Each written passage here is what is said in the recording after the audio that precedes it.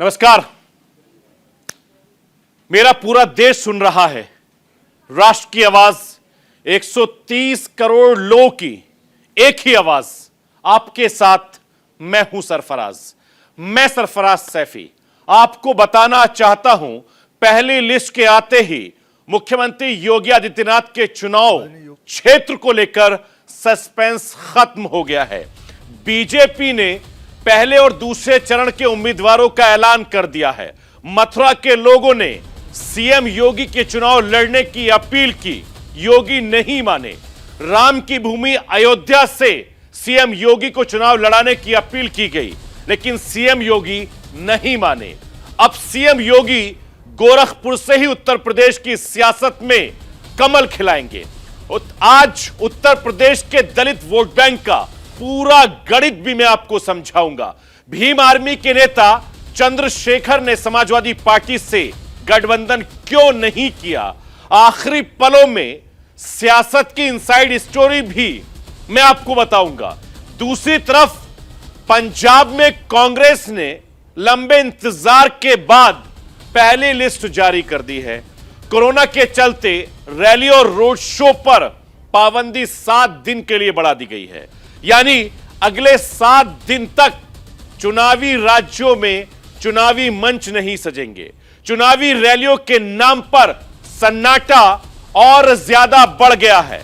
मैं सरफराज सैफी आपको यकीन दिलाना चाहता हूं, आपकी हर दिन आवाज बुलंद करूंगा। मैं राष्ट्र की दबी आवाज को आप तक पहुंचाऊंगा। मैं राष्ट्र की हर दबी आवाज को अपनी आवाज दूंगा, आपकी आवाज बनाऊंगा, राष्ट्र की आवाज बनाऊंगा। आपकी आवाज, मेरी आवाज, यही तो है मेरे मुल्क की आवाज, मेरे वतन की आवाज, मेरे हिंदुस्तान की आवाज, राष्ट्र की आवाज। उत्तर प्रदेश की चुनावी जंग में आज बीजेपी ने बड़ा दांव खेल दिया है।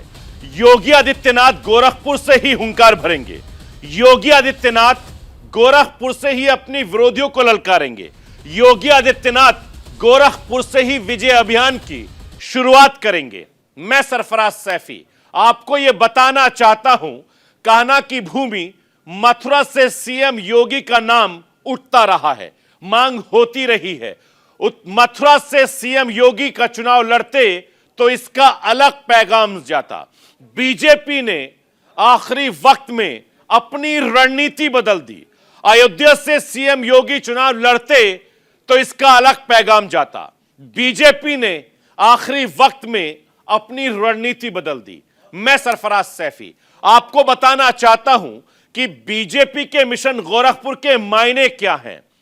योगी के मिशन गोरखपुर से समाजवादी पार्टी के मंसूबों पर पानी फिर गया है। योगी के मिशन गोरखपुर से विरोधियों की रणनीति पूरी तरीके से ढेर हो गई, क्योंकि गोरखपुर योगी आदित्यनाथ का गढ़ है। आदरणीय योगी जी हमारे मुख्यमंत्री की दायित्व में है। वो गोरखपुर शहर से चुनाव में पार्टी की ओर से प्रत्याशी होंगे। बीजेपी के इस ऐलान के साथ ही उन सारे कयासों का अंत हो गया जो पिछले कई दिनों से मीडिया की सुर्खी बने हुए थे। कभी खबर आई कि सीएम योगी मथुरा से चुनाव लड़ेंगे, तो कभी रामनगरी अयोध्या का नाम भी योगी के चुनावी मैदान के रूप में सामने आया। लेकिन बीजेपी के मन में क्या चल रहा था, इसकी भनक तक किसी को नहीं लगी। लंबे इंतजार के बाद बीजेपी ने 107 उम्मीदवारों का ऐलान कर दिया, जिसमें 105 सीटें तो पहले और दूसरे चरण की थी। लेकिन सीएम योगी और डिप्टी सीएम केशव प्रसाद मौर्य की सीट का ऐलान तमाम कयासों का अंत करने के लिए कर दिया। माननीय जगत प्रकाश नड्डा जी के नेतृत्व में, माननीय प्रधानमंत्री जी की मार्गदर्शन में जो हमारी पार्लियामेंट्री बोर्ड बैठी, उसकी जो निर्णय हुआ है उसमें से 2 प्रमुख सीटों के बारे में आपके सामने सूचित कर रहा हूं। योगी आदित्यनाथ जी गोरखपुर शहर, आदरणीय योगी जी हमारे मुख्यमंत्री की दायित्व में है। वो गोरखपुर शहर से चुनाव में पार्टी की ओर से प्रत्याशी होंगे। श्री केशव प्रसाद मौर्य वो प्रयागराज जिले में सिराथू 251 सिराथू सीट में पार्टी की ओर से प्रत्याशी होंगे। सीएम योगी को उनके गृह जिले से ही चुनाव लड़ाया जा रहा है। सीएम योगी ने गोरखपुर से ही अपने सियासी सफर की शुरुआत की थी। 1998 में योगी आदित्यनाथ ने पहली बार गोरखपुर से चुनाव जीता और उसके बाद 2014 तक लगातार गोरखपुर की जनता का प्रतिनिधित्व लोकसभा में करते रहे। 2017 में जब बीजेपी ने यूपी विधानसभा का चुनाव जीता तो बीजेपी ने योगी को सीएम पद की कमान सौंप दी। अब जब उत्तर प्रदेश में एक बार फिर चुनावी बयार बह रही है तो बीजेपी ने सीएम योगी को गोरखपुर से ही चुनाव लड़ाकर मास्टर स्ट्रोक खेल दिया। गोरखपुर से सीएम योगी को चुनाव लड़ाने के पीछे सबसे मजबूत वजह गोरखपुर में बीजेपी का मजबूत वोट बैंक मानी जा रही है। गोरखपुर लोकसभा क्षेत्र में गोरखपुर सदर, गोरखपुर ग्रामीण, कैंपियरगंज, पिपराइच और सहजनवा विधानसभा क्षेत्र आते हैं और पांचों विधानसभा सीट समेत गोरखपुर लोकसभा सीट पर भी बीजेपी का ही कब्जा है। साफ नजर आता है कि गोरखपुर बीजेपी का सबसे मजबूत गढ़ है। सीएम योगी को पार्टी ने उनके गढ़ से प्रत्याशी बनाया है तो उनकी खुशी भी साफ जाहिर हो रही है। देखिए, मैं आभारी हूं आदरणीय प्रधानमंत्री जी का, आदरणीय राष्ट्रीय अध्यक्ष जी का और संसदीय बोर्ड का, जिन्होंने मुझे गोरखपुर से भारतीय जनता पार्टी का प्रत्याशी बनाया है। गोरखपुर की जनता जनार्दन और कार्यकर्ताओं के सहयोग से, अपने सभी वर्तमान और पूर्व जनप्रतिनिधि और पदाधिकारियों के सहयोग से भारतीय जनता पार्टी न केवल गोरखपुर में बल्कि पूरे प्रदेश के अंदर आज पहली सूची भारतीय जनता पार्टी की फर्स्ट और सेकंड फेज के चुनाव की जारी हुई है। प्रचंड बहुमत की सरकार भारतीय जनता पार्टी बनाएगी। सीएम योगी को गोरखपुर से चुनावी मैदान में उतारने पर सियासत भी शुरू हो गई है। यूपी में बीजेपी को कड़ी टक्कर दे रहे समाजवादी पार्टी के अध्यक्ष अखिलेश यादव ने सीएम योगी के गोरखपुर से चुनाव लड़ने पर तंज भी कसा है। जहां तक सवाल चुनाव लड़ने का है, कभी कहते थे कि मथुरा से लड़ेंगे, कभी कहते थे अयोध्या से लड़ेंगे, कभी कहते थे प्रयागराज से लड़ेंगे, कभी कहते थे देवबंद से लड़ेंगे। मुझे खुशी है इस बात की कि भारतीय जनता पार्टी ने पहले ही उन्हें अपने घर भेज दिया। हालांकि वो कल से गोरखपुर में हैं, टिकट पहले बुक कराई थी उन्होंने 11 तारीख की। अब मुझे लगता है कि गोरखपुर में ही उन्हें रहना पड़ेगा। अब गोरखपुर से वापस आने की उन्हें जरूरत नहीं है। उनको बहुत बहुत बधाई। यूपी में सियासी बयार बह रही है, लिहाजा हर चीज में सियासत हो रही है। सीएम योगी का टिकट गोरखपुर से फाइनल होने पर अखिलेश यादव ने चुटकी ली तो बीजेपी की तरफ से मोर्चा संभाला जगदम्बिका पाल ने। जगदम्बिका पाल ने सीएम योगी के गोरखपुर से चुनाव लड़ने के फैसले पर खुशी तो जाहिर की ही, अखिलेश यादव को भी जवाब दे दिया। सच्चाई आज ये है कि समाजवादी पार्टी की सरकार में जिस तरह से दलितों के साथ सलूक हुआ, अत्याचार हुआ, वो कोई भूल नहीं सकता। राज्यसभा में जिस तरीके से आरक्षण के बिल को समाजवादी पार्टी ने फाड़ा, उसको कोई भूल नहीं सकता। उसको पास करने का काम हमारी पार्टी ने किया, हमारी सरकार ने किया। आज दलितों के लिए इतनी योजनाएं बनाने का काम किया। अंबेडकर जी के पंचतीर्थ को बनाने का काम नरेंद्र मोदी जी की सरकार ने किया। जिस तरह से अंबेडकर शोध संस्थान दिल्ली में पार्लियामेंट के पास स्थापित हुआ, इसको हमारी सरकार ने किया। और ये लोग अगर जातीयता की बात, सांप्रदायिकता की बात करते तो अब वो चलने वाला नहीं है। न 2014 में चला, न 2017 में चला, न 2019 में चला, न 2022 में चलेगा। इस बार फिर भारतीय जनता पार्टी और प्रचंड बहुमत से बनाएगी सरकार। एक तरफ सीएम योगी के गोरखपुर से चुनाव लड़ने पर विरोधी तंज कस रहे हैं, लेकिन जिस क्षेत्र की जनता को अपना विधायक चुनना है वो सीएम योगी के गोरखपुर से चुनाव लड़ने के फैसले से काफी खुश नजर आ रही है। योगी जी के कार्य इतने अच्छे हैं कि भाई पिछली जो अभी चुनाव स्टार्ट हुआ है इसमें बाकी जो पीछे अभी ख़त्म हो गया, जो उनका शासनकाल जो भी चल रहा है बहुत अच्छा चल रहा है। बहुत फ़ायदा मिलेगा। आज गोरखपुर की दिशा और दशा बदल दिया है योगी जी ने। पहले के गोरखपुर में आज के गोरखपुर में ज़मीन आसमान का अंतर है। मेरे ख्याल से सारी सीटों फ़ायदा होगा यहाँ से चुनाव लड़ने से। मेरा ओपिनियन है। आप खुश हैं? हम बिल्कुल खुश हैं। बहुत फ़ायदा मिलने वाला है क्योंकि इनका गण भी यहीं पे है और सबसे बड़ी बात यह है कि यहाँ के लोग उनको बहुत लाइक करते हैं, तो बहुत अच्छी बात है। यहाँ से लड़ रहे हैं और 100% है कि फिर उनकी सरकार बनेगी। गोरखपुर से सीएम योगी को चुनाव लड़ाकर बीजेपी ने एक ही तीर से कई शिकार कर दिए हैं। यूपी की सियासत को करीब से जानने वाले लोग इसे चुनाव पर असर डालने वाला फैसला मान रहे हैं। गोरखपुर योगी जी का अपनी पहचान से जुड़ा हुआ है और अगर पार्टी का दबाव होता तो शायद जरूर वो अयोध्या से लड़ते, लेकिन अगर उनकी चॉइस चुनाव लड़ना है तो गोरखपुर ही पसंद करेंगे क्योंकि जो मठ है वो भी इसी क्षेत्र में है। तो एक लंबा उनका सिलसिला है, एक विरासत से जुड़ी हुई चीज़ें हैं उनके पास। इसलिए मुझे लगता है कि गोरखपुर शहर की सीट जो सबसे बेहतर सीट उनके लिए हो सकती है उत्तर प्रदेश में। यूपी के चुनावी महायुद्ध में डाल डाल और पात पात का खेल जारी है। स्वामी प्रसाद मौर्य की बगावत से विचलित बीजेपी ने सियासी नुकसान की भरपाई के लिए बड़ा दांव चल दिया है। अब ये देखना दिलचस्प होगा कि उत्तर प्रदेश के कर्म युद्ध में बीजेपी का ये दांव कितना सटीक बैठता है, क्योंकि इस बार यूपी की सियासत में किस पार्टी का ऊंट किस करवट बैठेगा ये समझ पाना तो फिलहाल दूर की कौड़ी नजर आता है। Bureau report, news India. Uttar Pradesh में बीजेपी ने अपनी जो पहली लिस्ट जारी की है उससे कई बड़े सवालों का जवाब भी दे दिया है। पहली लिस्ट में बीजेपी ने जाति को लेकर चल रही मोर्चाबंदी को पूरी तरीके से ध्वस्त कर दिया है। पहली लिस्ट में अगड़े पिछड़े को लेकर चल रही मोर्चाबंदी को भी बीजेपी ने ध्वस्त कर दिया है। मैं सरफराज सैफी आपको यह बताना चाहता हूं कि बीजेपी के 107 लोगों की लिस्ट को मैंने बेहद करीब से देखा है।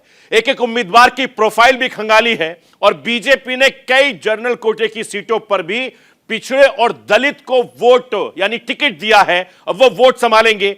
उत्तर प्रदेश में पिछले कुछ दिनों से चल रहे जाति युद्ध के बीच बीजेपी ने यह प्रहार बहुत ज्यादा मायने रखता है और विरोधियों को भी एक बड़ा मैसेज देने की उन्होंने कोशिश की है।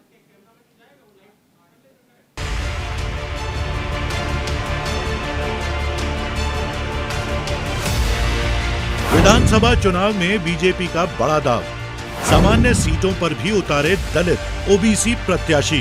विधानसभा चुनाव से ठीक पहले बीजेपी में भगदड़ वाला सीन देखने को मिला। कई पूर्व मंत्री और विधायकों ने कमल का साथ छोड़ दिया, लिहाजा बैकफुट पर आई बीजेपी ने विधानसभा चुनाव में बड़ा दाव खेल दिया। दुनिया की सबसे बड़ी पार्टी उत्तर प्रदेश विधानसभा चुनाव को दलित और ओबीसी के जरिए जीतने में लग गई है। बीजेपी ने यूपी चुनाव को लेकर जो लिस्ट जारी की है उसका मजनून कुछ इसी तरफ इशारा कर रहा है। बीजेपी ने 107 उम्मीदवारों के नाम का ऐलान किया। 44 पिछड़े वर्ग के उम्मीदवारों को टिकट, 19 प्रत्याशी अनुसूचित जाति के हैं, 10 महिलाएं उम्मीदवारों को टिकट दिया। बीजेपी ने 7% पिछड़े और दलित प्रत्याशियों को टिकट दिया। बीजेपी ने न केवल दलित और पिछड़ों पर दाव खेला बल्कि तकरीबन 20% उम्मीदवारों का पत्ता भी काट दिया।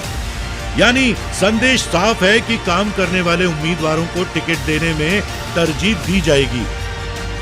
आज हमने जैसे 107 प्रत्याशी घोषणा किए, उसमें सिटिंग एमएलए 83 थे। हमने उसमें से 63 सिटिंग एमएलए को रिपीट किया है। हमने 20 स्थानों में उन मित्रों को अन्य कामों में एंगेज करने की तय किया है, 20 स्थानों पे बदला है। यानी लगभग घोषणा की 20% हम लोगों ने परिवर्तन अभी तक हो पाई है। भारतीय जनता पार्टी जो कहता है वो करता है, जो कहती है वो करती है। हम एक जिम्मेवार पार्टी है। हम जो किए थे, कहे थे, वो कर रहे हैं। मैं फिर कह रहा हूं कि आप इस बार जब अंत तक, क्योंकि इसकी जो मैट्रिक्स, जो कौन सी समाज वर्ग के कितने लोग आए हैं, वो जब 7 फेज की टिकट होगा तब हम आपको कैलकुलेशन बताएंगे। लेकिन मैं आज पहला 2 फेज की घोषणा के बाद कहता हूं, भारतीय जनता पार्टी की प्रत्याशी सर्वसमावेशी ही हो रहा है। दरअसल हाल ही में बीजेपी से 14 विधायकों ने पार्टी को गुड बाय कहा है, जिसमें से स्वामी प्रसाद मौर्य और धर्म सिंह सैनी समेत कई बीजेपी विधायक साइकिल पर सवारी करने लगे हैं। इन लोगों ने बीजेपी को अगाड़ा पार्टी होने का आरोप लगाया था। अपने त्याग पत्र में कई नेताओं ने बीजेपी को दलित और पिछड़ा विरोधी करार दिया था। आज सरकार बनावे दलित और पिछड़े और मलाई खामे वो लोग अगड़े 5% लोग। सभी पार्टियों ने अपनी पहली लिस्ट जारी कर दी है और इसी के साथ सत्ता का सिरमौर बनने के लिए कवायद भी तेज हो गई है। नोएडा में बीजेपी ने एक बार फिर से पंकज सिंह पर दांव खेला है। मौजूदा विधायक पंकज सिंह को टक्कर देने के लिए कांग्रेस ने पंखुड़ी पाठक को मैदान में उतारा है, तो बहुजन समाज पार्टी ने कृपाराम शर्मा पर दांव खेला है। वहीं गाजियाबाद में बीजेपी ने अतुल गर्ग को उम्मीदवार बनाया है, तो कांग्रेस ने सुशांत गोयल पर भरोसा जताया है, जबकि बीजेपी ने सुरेश बंसल को प्रत्याशी बनाया है। जाट बहुल्य क्षेत्र केराना से बीजेपी ने महिला उम्मीदवार मृगांका सिंह को मैदान में उतारा है। मृगांका को टक्कर देने के लिए समाजवादी पार्टी ने नहीद हसन पर भरोसा किया है, तो बहुजन समाज पार्टी ने राजेंद्र सिंह उपाध्याय को प्रत्याशी बनाया है। मेरठ से कमल दत्त शर्मा को बीजेपी ने उम्मीदवार बनाया है, तो समाजवादी पार्टी ने रफीक अंसारी को मैदान में उतारा है। बीजेपी की पहली लिस्ट में कल्याण सिंह के पौत्र संदीप सिंह और सरगना से संगीत सोम का भी नाम है। यानी बीजेपी चुनाव जीतने के लिए हर समीकरण को साध रही है, ताकि मिशन 2022 को पता करने में कोई दिक्कत ना हो। Bureau report, news India.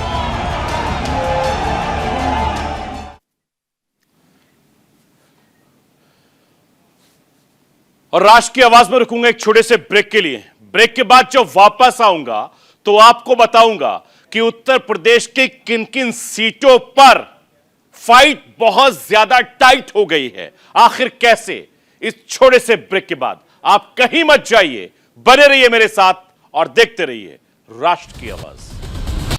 Break के बाद एक बार फिर आपका स्वागत है। आप देख रहे हैं राष्ट्र की आवाज। मैं आपको यह समझाने की कोशिश करता हूं कि किस किस सीटों पर चुनावी लड़ाई दिलचस्प हो गई है। जरा देखिए, बागपत से राष्ट्रीय लोकदल के, ये बागपत की लड़ाई है। बीजेपी ने योगेश धामा को उतारा है और अहमद हामिद साहब जो है वो आरएलडी से चुनाव लड़ रहे हैं। यह उत्तर प्रदेश के जो वोट युद्ध है उसकी तस्वीरें मैं आपको दिखा रहा हूं। यह बागपत का समीकरण है। दिलचस्प लड़ाई है, हार जीत बहुत नजदीक है। तेजिंदर सिंह नरवाल और आरएलडी के प्रसन्न चौधरी, ब्रजेश मलिक, ये तीन जो है यहां पर फाइट बहुत ज्यादा टफ हो गई है इन तीनों के बीच में। क्या सिनेरियो होगा यह भी आने वाली तस्वीर में साफ हो जाएगा, क्योंकि यहां की लड़ाई भी बहुत ज्यादा दिलचस्प हो गई है। अगर मैं किठौर की बात करूं तो बीजेपी ने सत्यार त्यागी को टिकट दिया है। शाहिद मंजूर कद्दावर नेता है, लगातार वहां से लड़ते रहे हैं, कैबिनेट मंत्री रहे हैं उत्तर प्रदेश में, और कांग्रेस ने बबीता गुजर को यहां पर टिकट दिया है। यानी यह सीट भी इस समय काफी ज्यादा हो गई है फाइट में। लेकिन शाहिद मंजूर का अपना एक यहां पर दबदबा बहुत ज्यादा पहले से मजबूत रहता है। लोनी की अगर मैं बात करूं तो नंद किशोर गुजर अभी फिलहाल यहां से विधायक हैं। आरएलडी ने मदन भैया को टिकट दिया, कद्दावर नेता है। अखिल चौधरी ये भी बहुजन समाज पार्टी के नेता हैं। लेकिन फाइट यहां पर आरएलडी और बीजेपी के बीच आपको नजर आएगी, क्योंकि यह सीट भी लोनी की बहुत ज्यादा सुर्खियों में रहने वाली है। नंदकिशोर गुजर लगातार अपने बयानों को लेकर एक के बाद एक चर्चा में रहते हैं। इसके अलावा अगर मैं दूसरी सीट की अगर मैं बात करूं तो जेवर की अगर मैं बात करूं तो धीरेन्द्र सिंह बीजेपी से मौजूदा विधायक है। अवतार सिंह भराना राष्ट्रीय लोकदल के टिकट पर वो चुनाव लड़ रहे हैं और नरेंद्र भाटी बीएसपी से दिया। यह भी फाइट बहुत ज्यादा टफ हो गई है, चूंकि बीजेपी को टक्कर देने के लिए अवतार सिंह भड़ाना बड़ा नाम है, बड़ा चेहरा है, यानी दो गुजर इस सीट पर हो गए हैं। ऐसे में अगर गढ़मुक्तेश्वर की मैं बात करूं, हरेंद्र चौधरी तेवतिया, यहां पर है मोहम्मद आरिफ और अभा चौधरी। गढ़मुक्तेश्वर की सीट भी इस समय फंसती नजर आ रही है, चूंकि इन तीनों के बीच जबरदस्त फाइट होती आपको नजर आएगी। चूंकि हापुड़ जिले की यह गढ़मुक्तेश्वर सीट है, दिल्ली से तकरीबन 70-80 किलोमीटर के दायरे में यह सीट आती है। यानी इन सीटों की अगर हम बात करें पहले चरण में, तो जबरदस्त तरीके से आपको इन सीटों पर फाइट होती नजर आएगी। क्योंकि इसी तरीके से अलग अलग सीटों की अगर हम बात करेंगे तो वहां पर भी फाइट काफी ज्यादा नजर आएगी। उत्तर प्रदेश चुनाव में पार्टियों का जो आधी आबादी काफी ज्यादा, उस पर ध्यान दिया जा रहा है। कांग्रेस ने आधी आबादी पर फोकस रखकर चुनाव प्रचार शुरू कर दिया है, तो बीजेपी ने भी आधी आबादी की पहली लिस्ट में महिलाओं को पूरा सम्मान दिया है। बीजेपी ने पहली सूची में कुल 107 उम्मीदवारों के नाम का ऐलान किया है, जिनमें से 10 महिला उम्मीदवार हैं। वहीं कांग्रेस ने 125 में से 50 महिला कैंडिडेटों को भरोसा किया है और उनको मैदान में उतारा है। बीजेपी ने 9.35% सीटें महिलाओं को दे दी है, जबकि कांग्रेस ने 40% जो टिकट है वो महिलाओं को दिया है। तो यानी उम्मीदवारों की संख्या हर पार्टी में बढ़ रही है। महिलाओं की चुनावी मंचों से इस बार लड़की और लड़की के लड़ने के हौसले वाले जरूर नारे गूंजेंगे, चाहे वो बीजेपी की तरफ से हो चाहे वो कांग्रेस की तरफ से हो, क्योंकि दोनों ही पार्टियां लगातार महिलाओं को आगे बढ़ा रही है, महिलाओं को कैंडिडेट बना रही है। उधर बीजेपी और कांग्रेस दोनों महिलाओं पर पूरी तरीके से फोकस होती नजर आ रही हैं। ऐसे में मैं आपको दिखाता हूं कि 10 विधानसभा सीटों पर बीजेपी और कांग्रेस ने महिला उम्मीदवारों के नाम का जो ऐलान किया, उसमें आप देख लीजिए। विधानसभा सीट की अगर मैं कराने की बात करूं तो बीजेपी ने मृगंका सिंह को मैदान में उतारा है। वहीं नोएडा से कांग्रेस ने पाखुंडी पाठक को उम्मीदवार बनाया है। इसके अलावा चरथावल विधानसभा सीट से बीजेपी ने सपना कश्यप को प्रत्याशी बनाया, तो कांग्रेस ने रामपुर से आराधना मिश्रा को मैदान में उतारा है। मोदी नगर की अगर मैं बात करूं तो यहां पर डॉक्टर मंजू को बीजेपी ने अपना उम्मीदवार बनाया है। अगर कांग्रेस की बात करें तो एटा विधानसभा सीट से गुंजन मिश्रा को उन्होंने चुनावी मैदान में उतारा है। खुर्जा विधानसभा सीट से मीनाक्षी सिंह को बीजेपी का प्रत्याशी बनाया है, तो सलमान खुर्शीद की पत्नी लुइस खुर्शीद को फर्रुखाबाद से कांग्रेस ने चुनाव मैदान में उतारा है। बीजेपी की बेबी रानी मौर्य आगरा ग्रामीण सीट से उम्मीदवार हैं इस बार, तो कांग्रेस की शशि शर्मा शिकोहाबाद से वो चुनाव लड़ेंगी। बा विधानसभा सीट से रानी पालिका अध्यक्ष बीजेपी से दो हाथ करती नजर आएंगी। तो वहीं उन्नाव से आशा सिंह कांग्रेस से उम्मीदवार बनी है। अगर मैं बिजनौर की बात करूं तो बिजनौर विधानसभा सीट से बीजेपी की सूची में मौसम चौधरी को प्रत्याशी बनाया गया है, तो कांग्रेस ने पूनम पांडे को शाहजहांपुर विधानसभा चुनाव से वो लड़ाएंगी। यानी चांदपुर विधानसभा सीट की अगर मैं बात करूं, ये पहले चरण का आंकड़ा मैं बता रहा हूं आपको, तो कमलेश सैनी बीजेपी से उम्मीदवार बनाई गई हैं। तो वहीं कांग्रेस ने हस्तिनापुर विधानसभा से अर्चना गौतम पर भरोसा किया है। गुलाबे देवी को बीजेपी ने चंदौसी विधानसभा सीट से मैदान में उतारा है।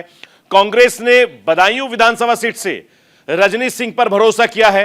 मिलक विधानसभा सीट से बीजेपी ने राजबाला को, तो कांग्रेस ने संभल से निदा अहमद को मैदान में उतारा है। तो ये उत्तर प्रदेश में ऐसी सीटें हैं जहां पर महिला काफी ज्यादा फाइट करती नजर आएंगी।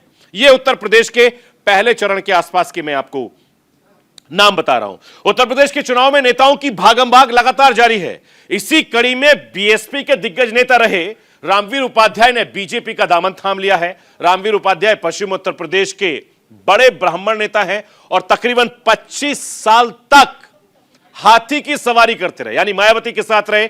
इस दौरान एक वक्त ऐसा भी आया जब रामवीर उपाध्याय की हैसियत बीएसपी में नंबर 2 की हो गई थी, लेकिन सियासत में वक्त बदलते देर नहीं लगती।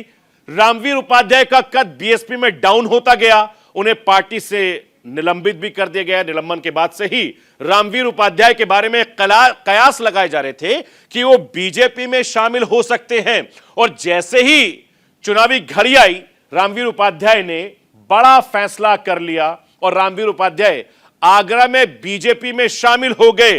रामवीर के पारा बदलने से पश्चिम उत्तर प्रदेश की सियासत में बड़ा उलटफेर होना तय है, चूंकि वो जमीनी नेता हैं। क्योंकि उत्तर प्रदेश में ब्राह्मण जो वोटर हैं उनकी तादाद तकरीबन 12% है और यूपी चुनाव का इतिहास बताता है कि ब्राह्मण वोट बैंक किसी भी पार्टी में सरकार बनाने में कितना मददगार साबित होता है, यह बात सभी जानते हैं। क्योंकि रामवीर उपाध्याय का सियासी कद कितना बड़ा है इसका अंदाजा इस बात से लगाया जा सकता है कि साल 1996 से रामवीर उपाध्याय लगातार विधायक रहे हैं।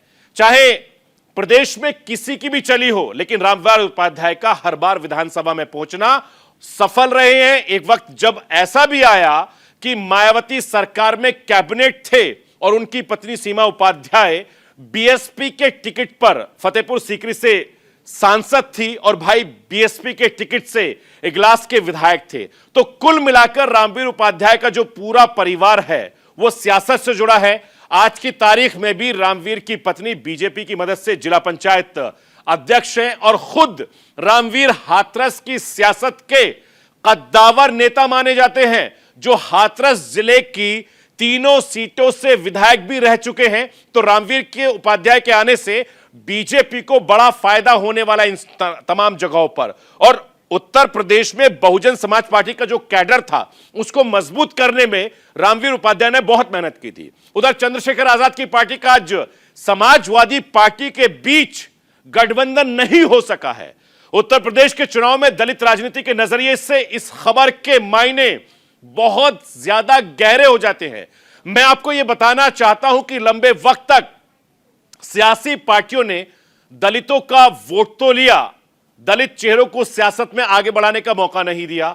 अब यही आरोप समाजवादी पार्टी के मुखिया अखिलेश यादव पर भी चंद्रशेखर लगा रहे हैं। आखिर क्यों अखिलेश यादव और चंद्रशेखर आजाद की बात नहीं बनी?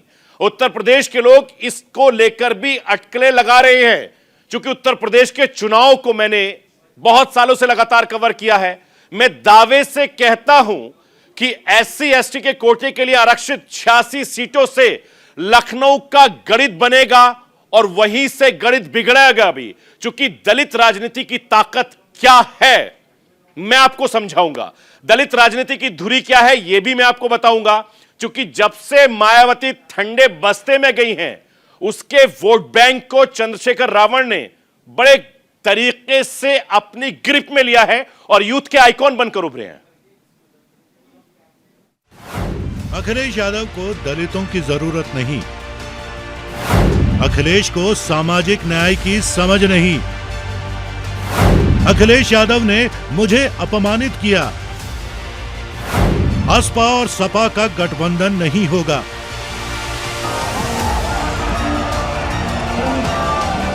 उत्तर प्रदेश के चुनाव के ठीक 25 दिन पहले चंद्रशेखर आजाद के इस ऐलान ने सूबे की सियासत में सनसनी फैला दी है। सभी की निगाहें आजाद समाज पार्टी यानी आसपा और समाजवादी पार्टी यानी एसपी के बीच जारी बातचीत पर टिकी हुई थी। इस गठबंधन को लेकर तमाम तरह के कयास लगाए जा रहे थे। अखिलेश और चंद्रशेखर के मेल से सूबे में दलित सियासत की नई रूपरेखा तैयार होने की बात कही जा रही थी। पिछले 6 महीने से जिस तरह से प्रदेश के ये दो युवा चेहरे पास आए, मुलाकातों का दौर चला, पिछले 24 घंटे इस हाई प्रोफाइल पॉलिटिकल दोस्ती के क्लाइमैक्स के रहे, लेकिन बात नहीं बनी। दोनों को साथ आकर कुछ बड़े चुनावी ऐलान करने थे, लेकिन बात नहीं बनी और आसपा के अध्यक्ष चंद्रशेखर आजाद को अकेले ही प्रेस कॉन्फ्रेंस करना पड़ा। अपने दिल का दर्द मीडिया के माध्यम से उत्तर प्रदेश की जनता को बताना पड़ा।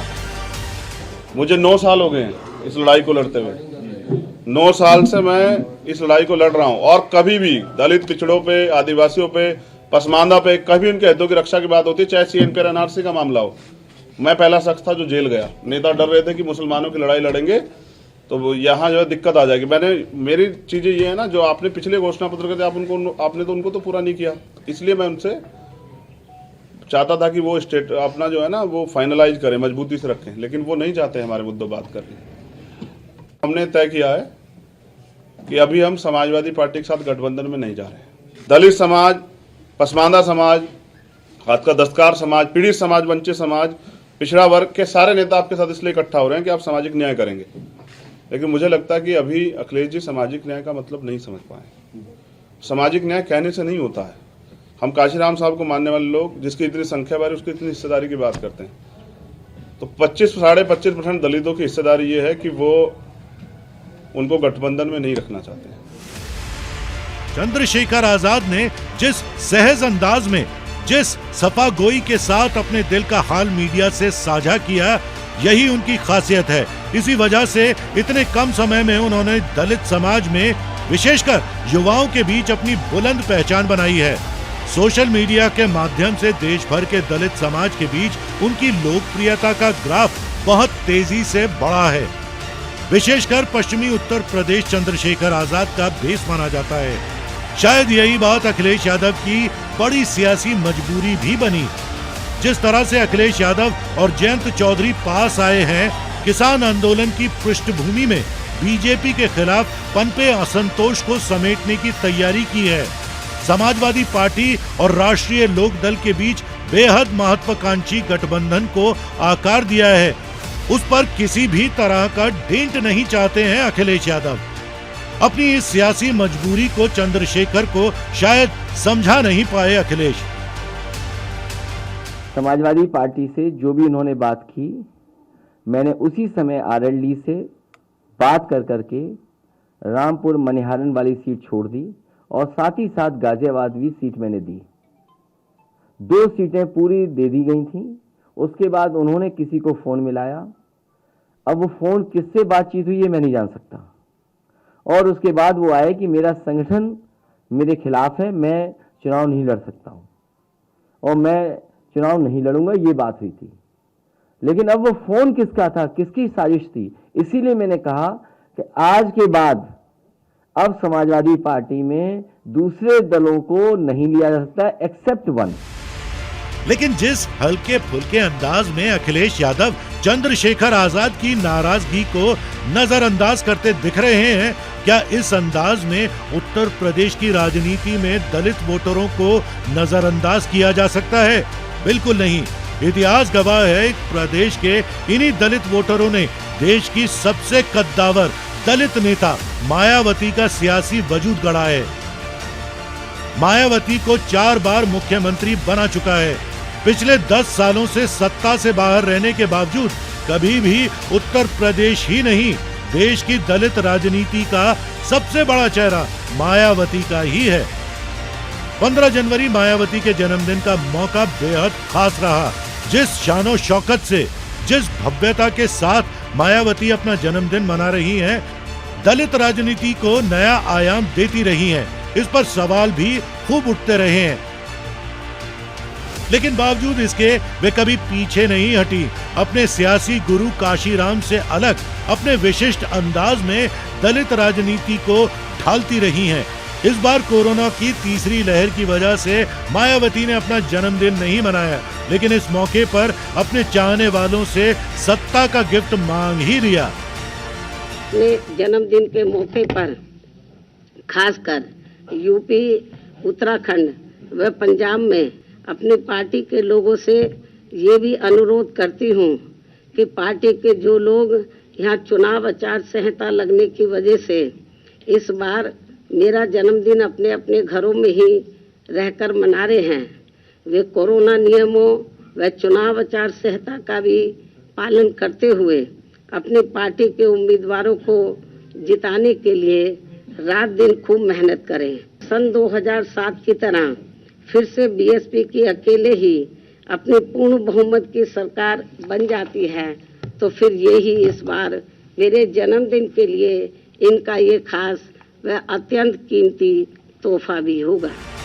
उत्तर प्रदेश में 21% से ज्यादा दलित वोटरों का संख्या बल है। ऐसे प्रमाण सूबे के सियासी इतिहास में दर्ज हैं। ये तबका जब भी किसी भी सामाजिक खेमे के साथ जुड़ा है, उसका सियासी दम जबरदस्त बढ़ा है। इसके साथ का लाभ बीजेपी, एसपी सबको मिल चुका है। आजादी के बाद कांग्रेस के साथ खड़े रहने वाले दलित वोटर करीब 3 दशकों से बीएसपी के साथ खड़े रहे हैं। पिछले कुछ सालों से जैसे जैसे बीएसपी कमजोर हुई, दलित वोटरों में सेंधमारी करने में बीजेपी सफल रही है। 2014 और 2019 के लोकसभा चुनाव, 2017 के विधानसभा चुनाव में ये संकेत साफ दिखा है। अब सबकी निगाहें 2022 चुनाव पर टिकी हैं। उत्तर प्रदेश के साइलेंट दलित वोटरों के दिल में क्या है? बहन मायावती, भाई अखिलेश यादव या फिर वही भाजपा ही? Bureau report, news India.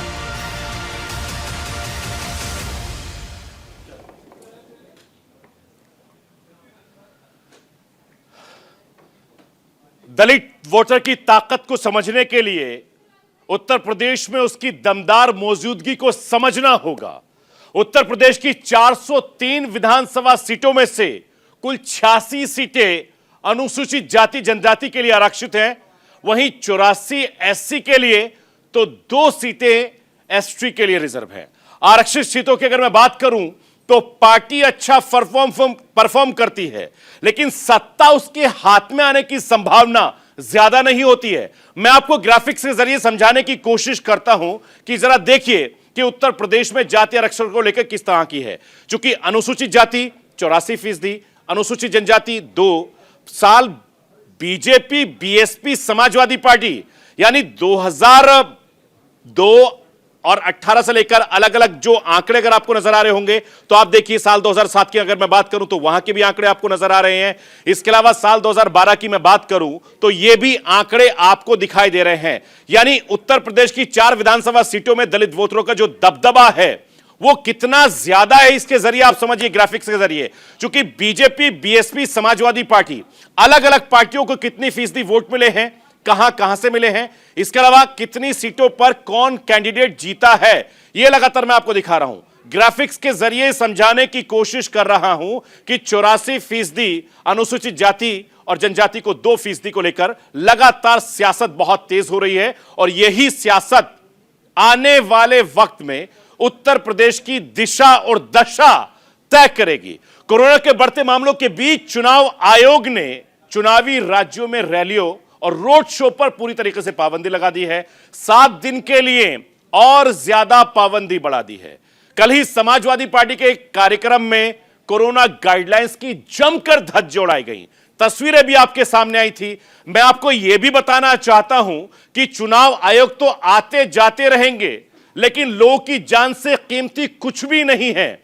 मैं सियासी दलों से यह अपील करना चाहता हूं कि कोरोना के बढ़ते खतरे को बिल्कुल भी नजरअंदाज मत कीजिए, क्योंकि दूसरी लहर के दिए गए जख्म अभी सूखे भी नहीं हैं।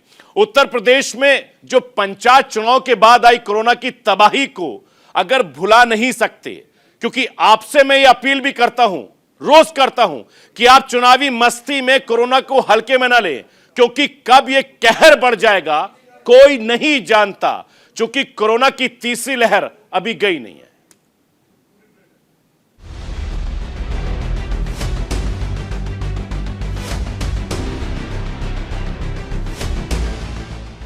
पांच राज्यों में होने वाले विधानसभा चुनावों पर कोरोना पाबंदी का दायरा बढ़ता ही जा रहा है। चुनाव आयोग ने अगले 7 दिनों यानी कि 22 जनवरी तक चुनावी रैलियों और सभाओं पर रोक लगा दी है। शनिवार को गहन मंथन के बाद चुनाव आयोग ने मतदान वाले राज्यों में चुनावी रैलियों और रोड शो पर पाबंदी 22 जनवरी तक बढ़ा दी है। हालांकि इंडोर बैठक में अधिकतम 300 कार्यकर्ताओं या फिर हॉल की 50% क्षमता के बराबर पार्टी की बैठक हो सकेगी। पार्टियों की चुनावी मजबूरी को देखते हुए चुनाव आयोग ने थोड़ी छूट तो दी है, लेकिन कोरोना गाइडलाइंस का पूरी तरह से पालन करने को भी कहा है। कोरोना के बढ़ते मामलों के बीच चुनावी प्रचार में जिस तरह की लापरवाही की तस्वीरें जिस तरह से सामने आ रही हैं, वो बेहद डराने वाली है।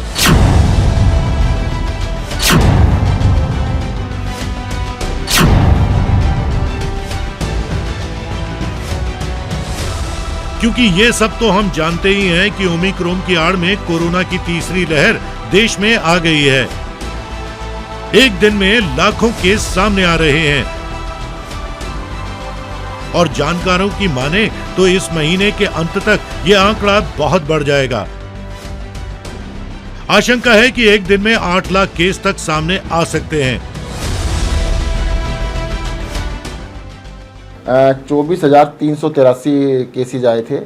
पॉजिटिविटी थी 30.64%, 34 डेथ थी। और दिल्ली में जो बेड्स ऑक्यूपाइड थे 2429 बेड्स ऑक्यूपाइड थे। 13,000 बेड खाली हैं। शुक्रवार को समाजवादी पार्टी में नए नेताओं के स्वागत में लखनऊ के कार्यक्रम में जिस तरह से कोरोना गाइडलाइंस की धज्जियां उड़ाई गईं, उससे चुनाव आयोग की चिंता और बढ़ गई है।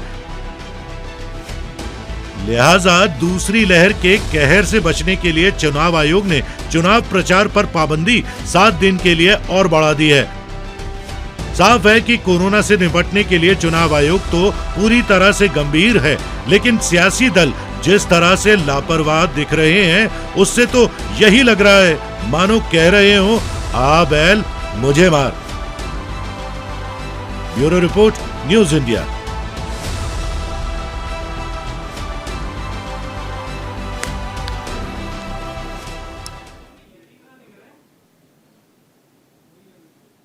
उधर पंजाब विधानसभा चुनाव के लिए कांग्रेस ने उम्मीदवारों की पहली लिस्ट जारी कर दी है। कांग्रेस ने 46 उम्मीदवारों के नाम का ऐलान किया है। पंजाब विधानसभा चुनाव में जहां एक तरफ सीएम चरणजीत सिंह चन्नी चमकौर साहिब से प्रत्याशी होंगे, तो नवजोत सिंह सिद्धू अमृतसर ईस्ट से चुनाव मैदान में ताल ठोकेंगे।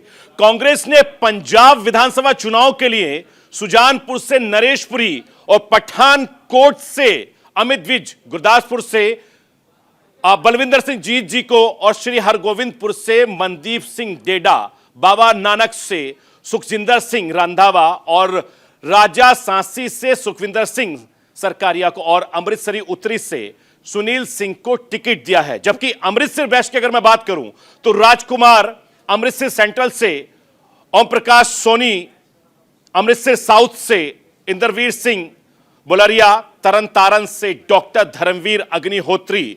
वहीं अगर कपूरथला से मैं जिक्र करूं तो राणा गुरजीत सिंह और सुल्तानपुर लोधी से नवतेज सिंह चीमा कांग्रेस के उम्मीदवार होंगे। यह पंजाब के कांग्रेस की पहली लिस्ट जारी कर दी है। चूंकि तमाम कैंडिडेट अब डोर टू डोर कैंपेन करने लगे हैं, अपने पक्ष में माहौल बनाने लगे हैं। चुनावी माहौल से इतर आज एक बड़ी खबर आई है, वो खेल की दुनिया से है, टीम इंडिया से जुड़ी है। टीम इंडिया के सबसे सफल कप्तान विराट कोहली ने टेस्ट टीम की कप्तानी छोड़ दी है।